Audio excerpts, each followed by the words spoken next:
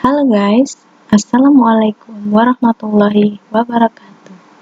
Selamat datang di kajian anggota yang pertama bersama saya, Suci Oktaviani, dengan judul Mengapa Harus Investasi.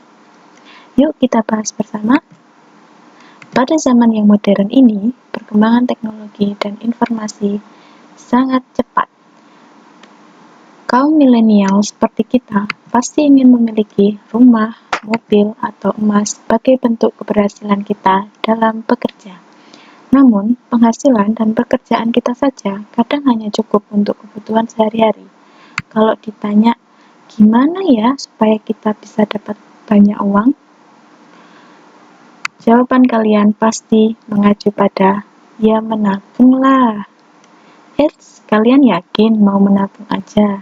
Yuk kita bahas lebih dalam soal menabung.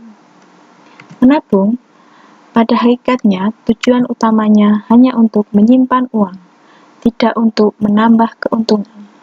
Misal nih, kita mau nabung 10 tahun untuk membeli rumah, lalu yang akan jadi pertanyaan, apakah nilai barang yang akan kita beli 10 tahun itu akan sama dengan nilai yang kita hasilkan selama 10 tahun kita menabung? Kita analogikan saja dengan mudah ya guys. Kita dulu membeli permen 5 tahun lalu masih Rp500 per biji. Sedangkan harga permen sekarang sudah Rp300 per biji. Harga barang setiap saat akan mengalami kenaikan. Nah, inilah yang dinamakan inflasi.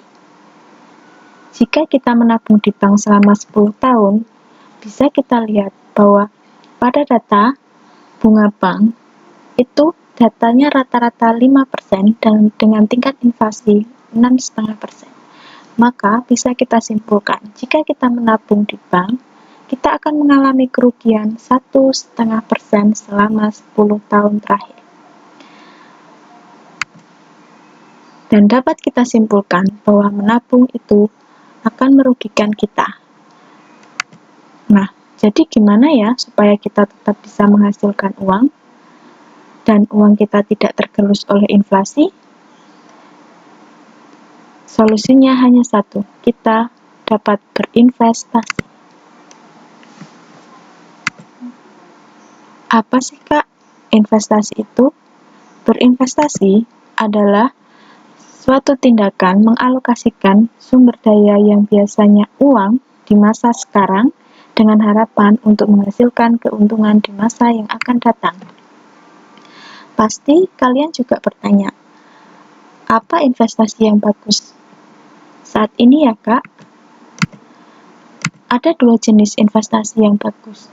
Yang pertama adalah pada aset real dan aset keuangan. Pada aset real ini, kita akan membutuhkan banyak uang. Seperti yang kita tahu, bahwa ketika kita membeli tanah, kita akan membutuhkan banyak uang, karena tanah atau emas atau bangunan memiliki harga yang sangat mahal. Sedangkan, ketika kita berinvestasi pada aset keuangan seperti saham atau reksadana, kita hanya membutuhkan sedikit uang, minimal Rp100.000. Dan berdasarkan data riset BEI 30 Desember 2016, dapat kita lihat bahwa investasi saham memiliki pendapatan sangat besar dibandingkan dengan investasi pada aset lainnya. Nah, banyak pasti dari kalian yang penasaran kan ya, apa sih itu saham? Bentuknya saham seperti apa sih Kak? Kenapa sih kita harus berinvestasi di saham? Apa ya keuntungannya? Lalu, kalau mau memulai investasi saham, gimana ya Kak caranya? Nah, sabar ya, akan kita bahas lagi di pertemuan berikutnya. Tetap semangat untuk mengikuti kajian anggota kita. Salam investor muda, totalitas tanpa batas.